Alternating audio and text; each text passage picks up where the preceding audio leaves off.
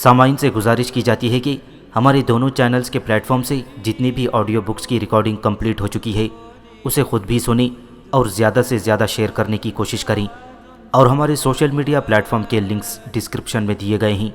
ہمیں سبسکرائب اور فالو ضرور کریں تاکہ آپ کو ضروری اپڈیٹس ملتے رہیں، اور ہماری ٹیم کی فنانشیل سپورٹ کے لیے پیٹریون کے لنک ضرور چیک کریں۔ جزاک اللہ۔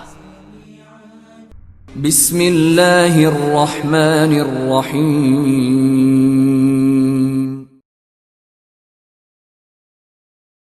ڈوب ڈوب کے ابھری ناؤ، معاشرے پر چھائے ہوئے جعلی پیروں کے گناہوں کی شرمناک روداد۔ مصنف عنایت اللہ التمش۔ ایپیسوڈ 15۔ اگر میں بختی اور سعید کا سفر گف سے جالندھر تک تفصیل سے سنانے لگوں تو اسی کی ایک کتاب لکھی جا سکتی ہے، لیکن یہ اعادہ ہوگا ان باتوں کا اور ان واقعات کا جو میں لکھ چکی ہوں۔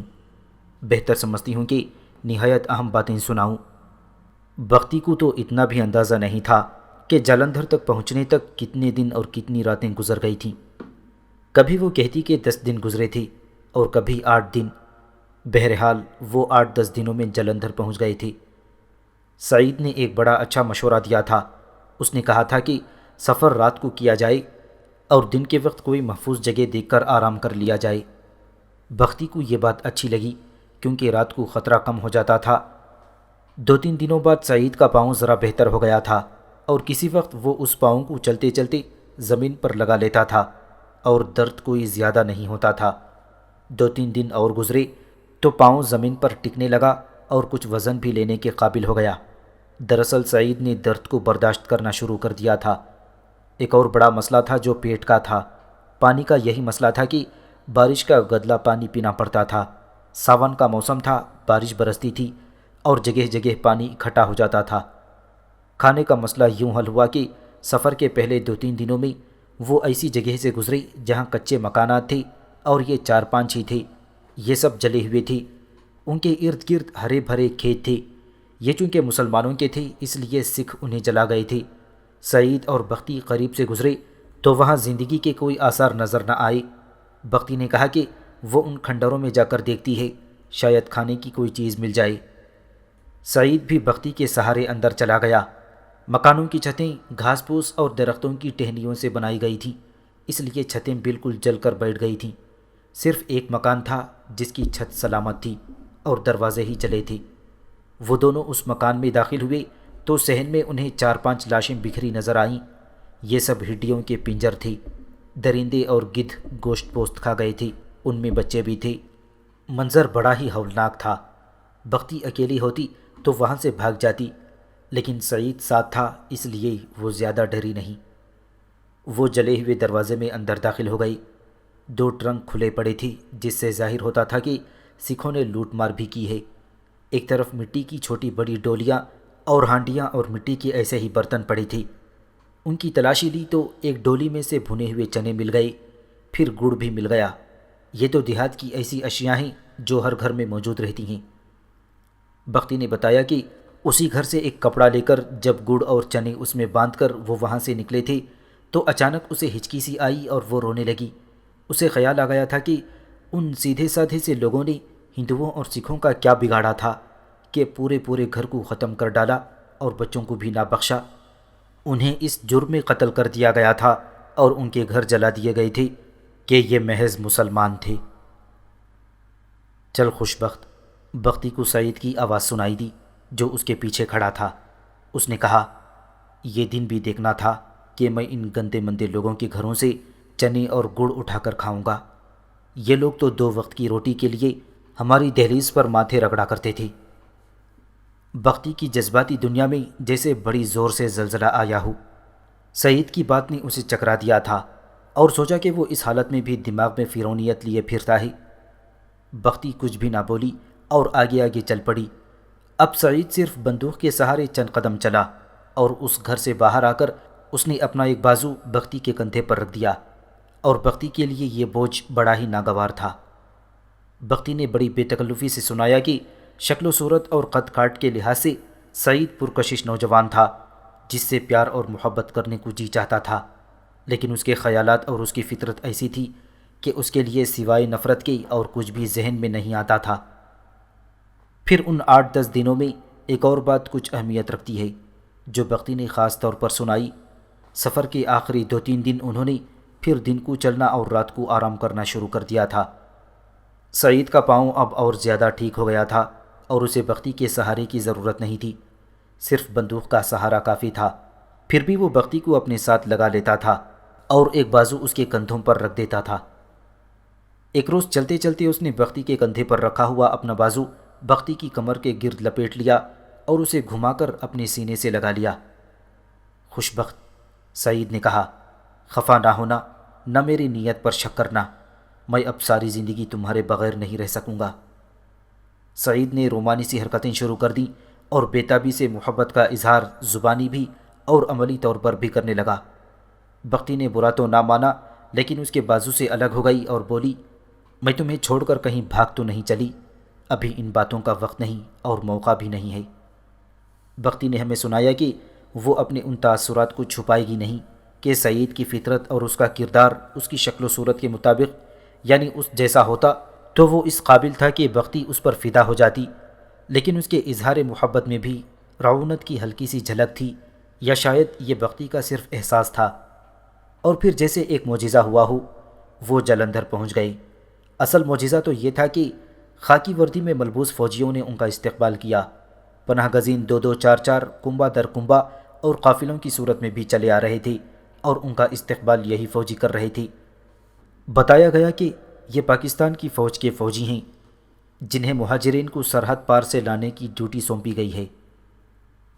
اس وقت کے جو لوگ ابھی پاکستان میں زندہ ہیں انہیں بلوچ ریجیمنٹ یاد ہوگی، جس نے مہاجرین کو اپنی حفاظت میں ادھر سے ادھر لانے میں بڑا ہی نام پیدا کیا تھا، اور فوجیوں نے کچھ ایسے کارنامے کر دکھائے تھے جو پاکستان کی تاریخ کا حصہ بن گئے۔ بلوچ ریجیمنٹ کو 14 اگست 1947 کے کچھ دن بعد ادھر بھیجا گیا تھا۔ اس وقت تک بے شمار مسلمان قتل ہو چکے تھے اور 1 لاکھ لڑکیاں اغوا کی جا چکی تھیں، اور یہ سلسلہ ابھی جاری تھا کہ بلوچ ریجیمنٹ جا پہنچی اور قتل اور اغوا وغیرہ میں کمی آ گئی۔ جلندھر میں پناہ گزین کیمپ بنایا گیا تھا جس میں بلوچ ریجیمنٹ کے فوجی تمام مہاجرین کو اکٹھا کر رہے تھے اور انہیں اپنے ٹرکوں میں یا ریل گاڑی میں پاکستان لا رہے تھے۔ جلندھر میں تو بہت ہی قتل و غارت اور آتش زنی اور لوٹ مار ہوئی تھی۔ بختی نے اس کے آثار دیکھے تھے جنہیں دیکھ کر روحیں بھی کانپ جاتی ہیں۔ وہ اس کیمپ میں آ کر اکٹھے ہونے والے پناہ گزین تھے جو دور نزدیک سے وہاں ابھی چلے آ رہے تھے۔ ماؤں نے بچوں کی لاشیں اٹھا رکھی تھیں۔ ایسے واقعات بھی ہوئے کہ اتنے لمبے سفر کے دوران کسی عورت کا بچہ پیدا ہوا اور اس نوزائیدہ بچے کو راستے ہی میں پھینک کر آگے نکل آئی۔ بختی نے ایسی 2 مائیں دیکھی تھیں جو رو رو کر پاگل ہوئی جا رہی تھیں۔ میں تو کہا کرتی ہوں کہ پاکستان ان نوزائیدہ اور دودھ پیتے بچوں کی سرزمین ہے جو سرحد پار ہی بن کھلے مرجھا گئے تھے۔ کافروں نے انہیں مسلمانوں کے بچے ہونے کی وجہ سے اپنی مٹی میں پاؤں تلے رونڈ ڈالا تھا۔ ان کی ہڈیاں اسی مٹی میں مل کر خاک ہو گئی تھیں۔ لیکن پاکستان کو اگر کسی نے کھلونا بنایا تو ہمارے بعد کے سیاسی لیڈروں نے بنایا ہے۔ بختی کو اللہ کی مدد حاصل تھی اور اس کے سر پر اللہ کا ہاتھ تھا۔ اللہ نے اس کی اس نیکی کا اجر دینا ہی تھا کہ وہ ایک معذور نوجوان کو سہارا دے کر بلکہ اس کے جسم کا بوجھ اٹھا کر جلندھر تک پہنچا دیا تھا۔ حالانکہ اس بوجھ کو وہ خاصی حد تک ناگوار بوجھ سمجھتی تھی۔ سعید تنہا رہ جاتا اور اسے اگر سکھ نہ قتل کرتے تو وہ بھوک اور پیاس سے ہی پاکستان سے بہت دور مر جاتا اور اسے گدھ اور گیدڑ کھا جاتی۔ جلندھر کیمپ میں بختی نے صرف 2 دن گزارے، اور یہ بھی اللہ کا عطا کیا ہوا اجر تھا کہ اسے اور سعید کو بہت سے اور مہاجرین کے ساتھ فوجی ٹرکوں میں لاہور بھیج دیا گیا تھا۔ فوجی ٹرکوں کا سفر ہر لحاظ سے محفوظ تھا۔ ریل گاڑیوں پر بھی مہاجرین آتے تھے لیکن وہ کسی پہلو محفوظ نہیں تھے۔ راستے میں کئی ریل گاڑیوں پر سکھوں نے حملے کیے تھے۔ ایک بار ایک ریل گاڑی جو مہاجرین سے اٹی ہوئی تھی اس حالت میں لاہور پہنچی کہ انجن چلانے والے 3-4 آدمی اور ریل گاڑی کا گارڈ زندہ تھے، کوئی ایک بھی مہاجر زندہ نہیں تھا۔ یہ لاشوں سے بھری ہوئی ریل گاڑی لاہور پہنچی تھی۔ فوجی ٹرکوں نے انہیں لاہور کے والٹن ریفیوجی کیمپ میں اتارا۔ وہاں تو یہ عالم تھا کہ آہو بکا تھی، عورتوں کے بین تھی اور سب بھاگتے دوڑتے اپنی عزیزوں کو ڈھونڈ رہی تھی۔ قیامت کا منظر تھا۔ کئی مہاجرین بری طرح زخمی تھی، انہیں اسپتالوں تک پہنچا دیا گیا تھا اور کیمپ میں بھی مرہم پٹی کا انتظام تھا، لیکن اکثر زخمی زیادہ خون بہہ جانے کی وجہ سے مر جاتی تھی۔ والٹن کیمپ تو میں نے اپنی آنکھوں دیکھا تھا اور رضاکارانہ طور پر وہاں کچھ عرصے کام بھی کیا تھا۔ لاہور شہر کے کالج سٹوڈنٹ وہاں جا پہنچے تھے اور انہوں نے مہاجرین کے استقبال اور دیکھ بھال میں دن رات ایک کر دیا تھا۔ میں اس کیمپ کی حالت اور مہاجرین کی افراتفری اور ان کی آہو بکا کی بات نہ ہی چھیڑوں تو بہتر ہے، ورنہ میرا قلم کہیں رک نہیں سکے گا۔ یہ وہ مقام تھا جہاں سے سرحد پار سے آئے ہوئے مہاجرین کی ایک نئی اور آزاد زندگی کا آغاز ہونا تھا۔ یہ ایک پیچیدہ اور بڑا ہی دشوار مسئلہ اور مرحلہ تھا۔ بختی اور سعید کو ایک بیرک کے کونے میں جگہ مل گئی تھی۔ بختی کا تو اپنا کوئی بھی نہیں تھا، اس لیے وہ سوچتی بھی نہیں تھی کہ کوئی عزیز مل جائے گا اور اسے اپنے ساتھ لے جائے گا۔ وہ اللہ کو یاد کرتی تھی اور اپنا مستقبل اللہ ہی کے حوالے کر رکھا تھا۔ سعید کے لیے یہ مسئلہ تھا کہ اپنے خاندان کے افراد کو کہاں ڈھونڈے، اسے یہ توقع تھی کہ وہ خود اسے ڈھونڈنے آ جائیں گے۔ والٹن کیمپ میں کسی ایک آدمی کو تلاش کرنا ویسے ہی تھا جیسے بھوسے کے ڈھیر میں سے ایک سوئی تلاش کرنے کی کوشش کی جائے۔ خالی جگہوں میں اور آسمان تلے مہاجرین موجود تھے۔ ایسے بھی ہوا کہ ایک خاندان کے بکھرے ہوئے افراد اس کیمپ میں موجود ہیں اور ایک دوسرے کو ڈھونڈ رہے ہیں، اور کئی دنوں بعد انہیں اپنے عزیز ملتے رہے۔ سعید اور بخشی شام کے بعد کیمپ سے نکل جاتی اور قریب سے گزرتی ہوئی ریلوے لائن کے پاس بیٹھ جاتی اور باتیں کرتے رہتی تھی۔ روز بروز سعید پر رومانی کیفیت طاری ہو جاتی اور اس میں اضافہ ہوتا جاتا۔ ایک روز سعید نے بختی سے صاف الفاظ میں کہا کہ وہ اسے اپنے ساتھ لے جائے گا اور اس کے ساتھ شادی کرے گا۔ نہیں سعید، بختی نے کہا، میں خود تمہارا ساتھ چھوڑنے کے لیے تیار نہیں، لیکن تم شادی کی بات کر رہے ہو۔ تم بڑے ہی امیر اور اونچے خاندان کے فرد ہو اور میرا تمہارا کوئی مقابلہ نہیں۔ میں درمیانہ درجے کی گھر کی لڑکی ہوں۔ دوسری بات بھی میں صاف کہہ دیتی ہوں، وہ یہ ہے کہ ہمارے خیالات میں بہت فرق ہے۔ سعید بختی کے پیچھے ہی پڑ گیا تھا۔ اس نے کہا کہ وہ اسے بڑی ہی قیمتی لڑکی سمجھتا ہے جسے وہ ضائع نہیں ہونے دے گا۔ سعید نے والہانہ محبت کا اظہار کیا اور کہا کہ وہ تو اسے شہزادی بنا کر رکھے گا۔ اس طرح اس نے بختی کو راضی کر لیا اور اس کے وہم اور شکوک رفع کر دیے۔ اس کے بعد سعید پر ہر وقت رومانی کیفیت طاری رہنے لگی۔ اس کی یہی فرمائش ہوتی تھی کہ بختی اس کے ساتھ کیمپ سے باہر چلے اور دور کہیں بیٹھ کر باتیں کرے۔ بختی اس کے ساتھ چلی تو جاتی تھی اور بڑی مشکل سے سعید کو قابو میں لاتی تھی۔ اس طرح کم و بیش 1 مہینہ گزر گیا۔ ایک روز بختی کو اپنے آبائی قصبے کی ایک عورت مل گئی۔ اس عورت کے گھر کے سارے افراد کسی طرح زندہ سلامت نکل آئی تھی۔ بختی اس روز اس عورت کے ساتھ وہاں چلی گئی جہاں یہ کنبا رہتا تھا۔ بختی ان سے اپنی ماں کے متعلق پوچھتی تھی، لیکن کسی کو بھی معلوم نہیں تھا۔ بہرحال بختی کو وہاں 3 گھنٹے کا وقت گزر گیا۔ واپس اپنی بیرک میں آئی تو سعید وہاں نہیں تھا۔ بختی نے سوچا کہ وہ ویسے ہی کہیں نکل گیا ہوگا۔ وہ اس کا انتظار کرنے لگی اور جب خاصا وقت گزر گیا تو سعید کو دیکھنے بیرک سے نکلی۔ ادھر ادھر دیکھا، اسے سعید کہیں نظر نہ آیا۔ سعید اتنی دیر کبھی غیر حاضر نہیں ہوا تھا۔ بختی واپس بیرک کو آئی اور ابھی برآمدے میں ہی تھی کہ اسے اسی بیرک میں رہنے والے 2-3 آدمی مل گئے۔ وہ ان کے قریب سے گزرنے لگی تو ان میں سے ایک نے پوچھا کہ وہ جو تمہارے ساتھ ہوتا تھا وہ تمہارا کیا لگتا تھا؟ کیوں؟ بختی نے سخت گھبراہٹ کے عالم میں پوچھا۔ کیا ہوا اسے؟ جلدی بتاؤ۔ گھبراؤ مت بیٹی، اس آدمی نے جواب دیا، اسے کچھ بھی نہیں ہوا۔ ہوا صرف یہ ہے کہ کچھ دیر پہلے 2-3 بڑے امیر کبیر لوگ جو بڑے چودھری لگتے تھے وہ آئے تھے۔ تمہارا ساتھی انہیں مل گیا تھا تو انہوں نے باری باری اسے گلے لگایا اور اس کا منہ چومتے رہے۔ ہم پاس کھڑے دیکھ رہے تھے۔ وہ اسے ساتھ لے چلے تو اس نے کہا کہ وہ ایک لڑکی کو بھی ساتھ لے جانا چاہتا ہے۔ انہوں نے پوچھا کہ وہ لڑکی کون ہے؟ اس نے بتایا کہ وہ لڑکی اسے اتنی دور سے سہارا دے کر یہاں لائی تھی کیونکہ اس کے پاؤں میں بہت بری موچ آ گئی تھی۔ ان میں سے ایک آدمی جو بڑی عمر کا تھا وہ اس کا باپ لگتا تھا۔ اس نے کہا کہ وہ لڑکی تمہیں نہیں لائی بلکہ تم اس لڑکی کو اپنی حفاظت میں لائے ہو۔ الٹی باتیں مت کرو، چلو یہاں سے چلیں، وہ ہماری کچھ نہیں لگتی۔ پھر دوسرے 2 آدمیوں نے بھی ایسی ہی باتیں کی اور ایک نے ہنستے ہوئے کہا کہ چلو یار، تمہارے لیے لڑکیوں کی کوئی کمی نہیں۔ پھر تمہارا ساتھی ہنستا ہوا اس کے ساتھ چل پڑا۔ اور چلتے چلتے اس نے کہا، ہاں یہ بھی ٹھیک ہے، لڑکیوں کی کیا کمی ہے، اور وہ سب اسے ساتھ لے کر چلے گئے۔ بختی کا سر چکرا گیا اور پھر اس نے کچھ نہ سنا کہ یہ آدمی اسے کیا کہہ رہا ہے۔ وہ آہستہ آہستہ چلتی بیرک میں داخل ہوئی اور اس کونے میں جا پہنچی جہاں اس کا کمبل بچھا ہوا تھا۔ وہ بیٹھ گئی، اس کے آنسو بہہ نکلے اور اس کے ہونٹوں سے ہلکی سی سرگوشی پھسلی۔ جسے میں تنہا اور معذور سمجھ کر اپنے ساتھ لائی تھی، وہ مجھے تنہا اور مجبور چھوڑ کر چلا گیا ہے۔ اللہ تو ہے۔ ہر انسان کا ہر حال میں پرسان حال اور محافظ صرف اللہ ہی ہوتا ہے، لیکن انسان کو انسانوں کا کچھ تو سہارا ہوتا ہے جو دراصل اللہ کا بنایا ہوا سبب ہوتا ہے۔ بختی نے سعید کے یوں چلے جانے کے بعد یہ جو کہا تھا کہ اللہ تو ہے، بالکل ٹھیک کہا تھا۔ اب اس کا اللہ ہی اللہ تھا۔ بختی نے ہمیں اپنی جو سب سے بڑی مشکل بتائی، جو اس کے لیے ایک خطرہ تھا، وہ یہ تھی کہ وہ صرف عورت ہی نہیں تھی بلکہ جوانی کی عمر کی لڑکی تھی، اور اللہ نے اسے حسن دیا تھا۔ کوئی بھی جوان عورت بختی جیسی خوبصورت نہ ہی ہو، قبول صورت ہی ہو، اور تنہا اور مجبور رہ جائے تو وہ شکاریوں کے لیے بڑی ہی دلکش اور حسین شکار بن جاتی ہے۔ والٹن پناہ گزین کیمپ میں ابھی لڑکیوں کے لیے کوئی ایسا خطرہ تو نہیں تھا، لیکن بختی بالکل ہی تنہا رہ گئی تھی۔ سعید اس کے ساتھ تھا تو یہ جانتے ہوئے کہ سعید اوچھا سا آدمی ہے، وہ اپنے آپ کو محفوظ سمجھتی تھی۔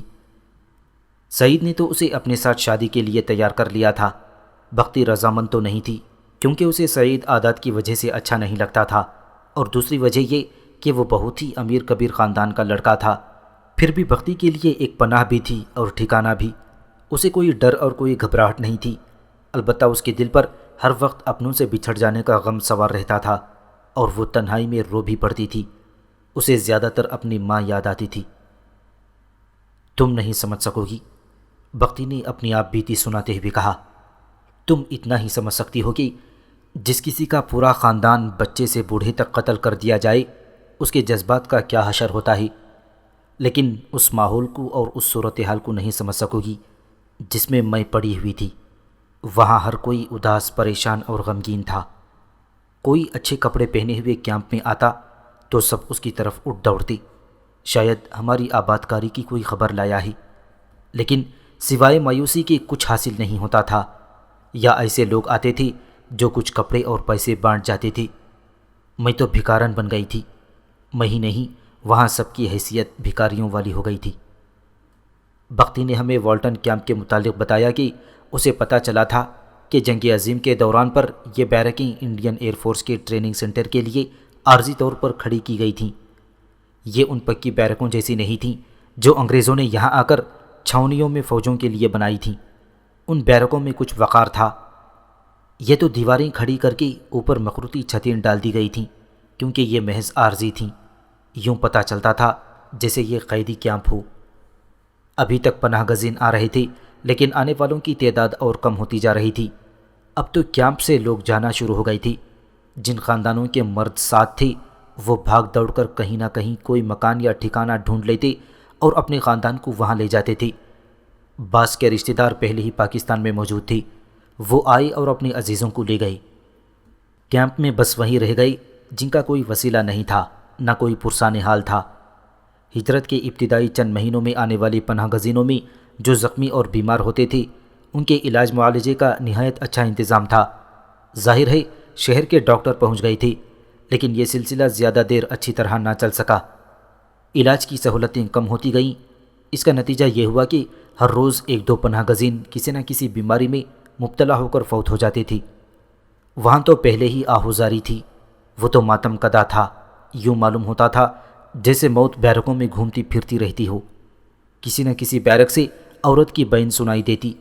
یہ پتہ نہیں چلتا تھا کہ عورتیں اپنے ان عزیزوں کو رو رہی ہیں جو سرحد پار مارے گئے تھے، یا اب کوئی ان کا عزیز یہاں آ کر فوت ہو گیا ہے۔ میں اس ماتم کی عادی ہوتی جا رہی تھی۔ یہ تو روز مرہ کا معمول تھا۔ پھر روز مرہ کا معمول یہ تھا کہ کیمپ سے ملی ہوئی پلیٹ اٹھا کر کھانے کے وقت لنگر پر جا کر قطار میں کھڑے ہو جانا، اور جو دال ساگ لنگر میں پکتا تھا وہ پلیٹ میں ڈلوا کر وہیں ادھر ادھر ہو کر زمین پر بیٹھ جانا اور پیٹ کا تنور بھر لینا۔ اب تو شرم آنے لگی تھی۔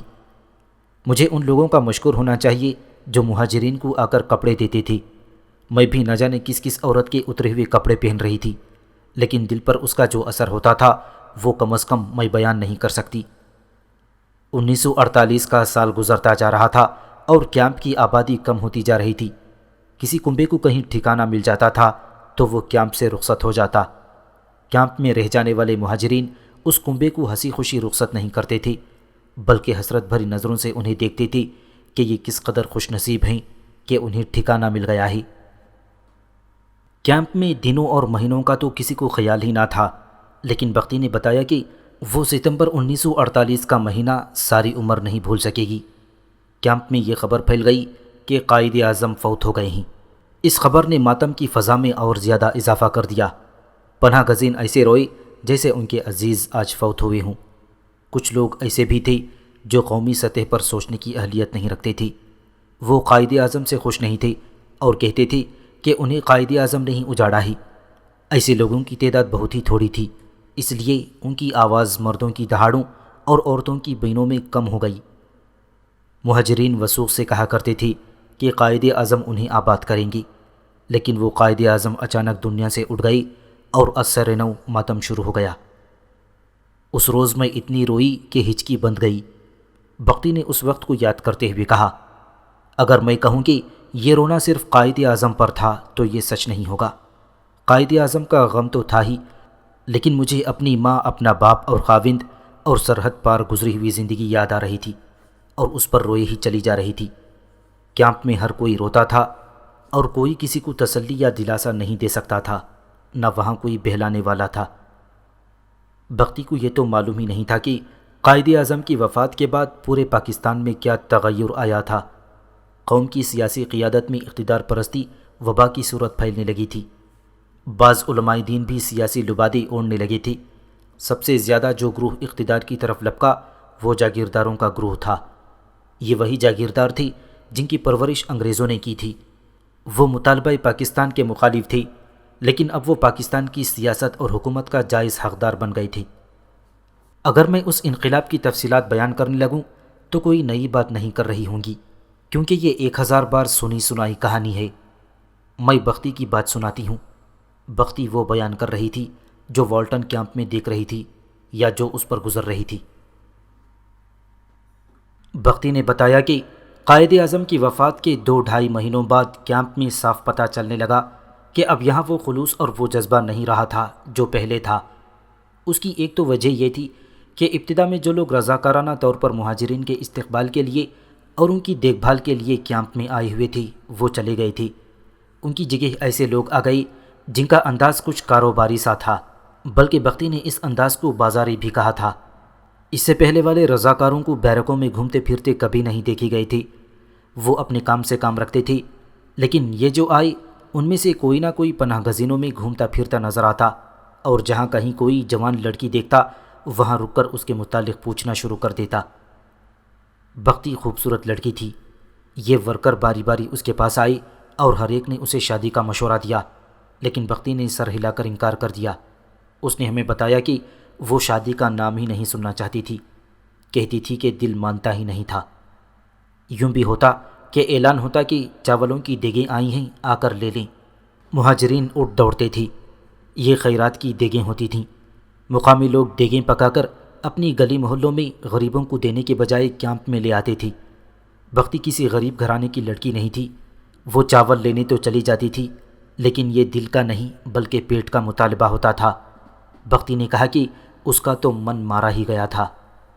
ایسی اذیت ناک اور روح کش صورتحال میں بختی نے اپنے آپ کو خود فریبی سے بہلانا شروع کر دیا۔ اس نے اس امید کا چراغ جلا لیا کہ سعید کبھی نہ کبھی آ ہی نکلے گا، خواہ بری نیت سے ہی آئے۔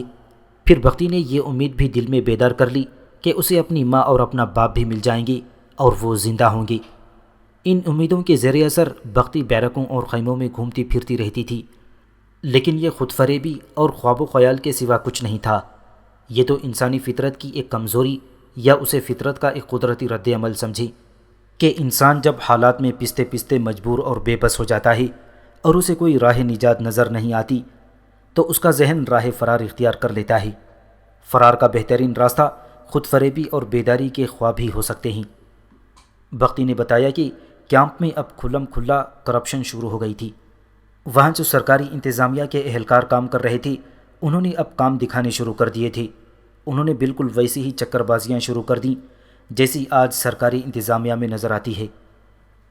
1948 عیسوی کے آخری دنوں میں کیمپ میں ایک بڑا ہی شرمناک سلسلہ شروع ہو گیا۔ یوں کہہ لے کہ اس گھناؤنے جرم کا انکشاف 1948 کے آخری دنوں میں ہوا تھا۔ یہ کچھ عرصہ پہلے شروع ہو گیا تھا۔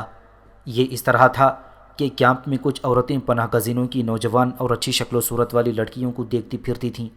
جہاں کہیں انہیں اپنے مطلب کی لڑکی نظر آتی وہ بڑی ہی ہمدرد، نیک فطرت اور مخلص بن کر چکر لگانے لگتی تھیں۔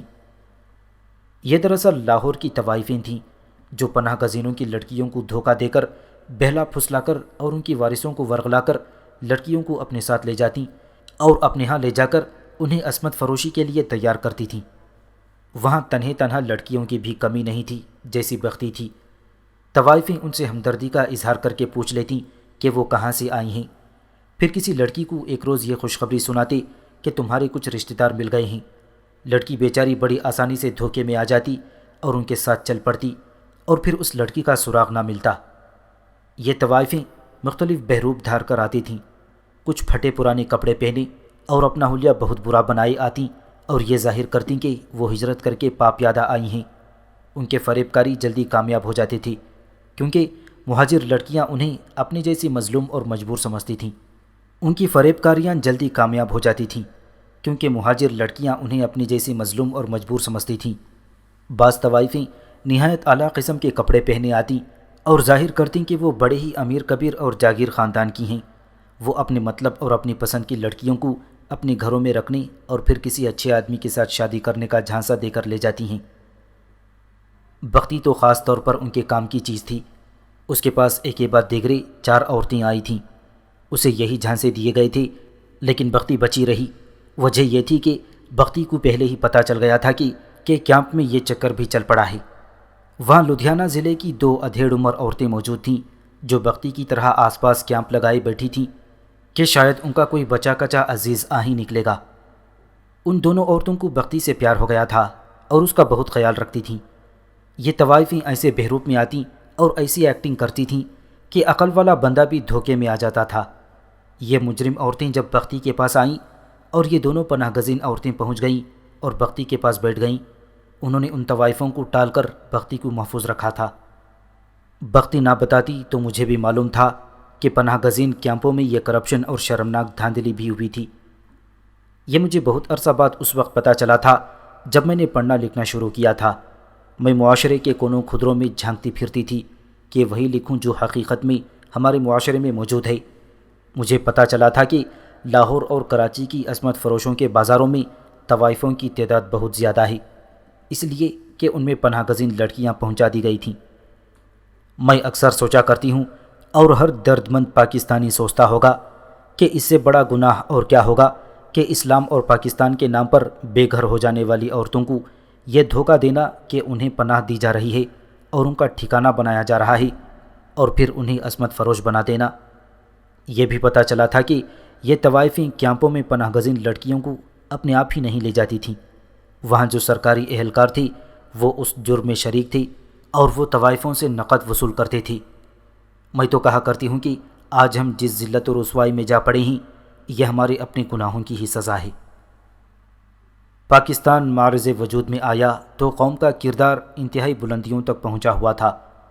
اس وقت صحیح اسلامی کردار کے جو مظاہرے دیکھنے میں آئے ان میں ایک یہ بھی تھا کہ کئی جوان سال آدمی جو غیر شادی شدہ تھے اور شادی کا ارادہ رکھتے تھے وہ پناہ گزین کیمپوں میں جا پہنچے اور ان لڑکیوں کو گھروں میں لا کر شادیاں کر لیں جن کا کوئی بھی نہیں رہا تھا اور اب ان کا کوئی ٹھکانہ نہیں تھا۔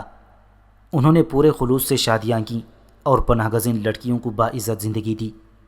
ان میں ایسے پاکستانی نوجوان بھی تھے جن کی منگنیاں ہو چکی تھیں لیکن انہوں نے اپنے والدین کو اور لڑکی والوں کو ناراض کر کے منگنیاں توڑ دیں اور پناہ گزین لڑکیوں کے ساتھ شادیاں کر لیں۔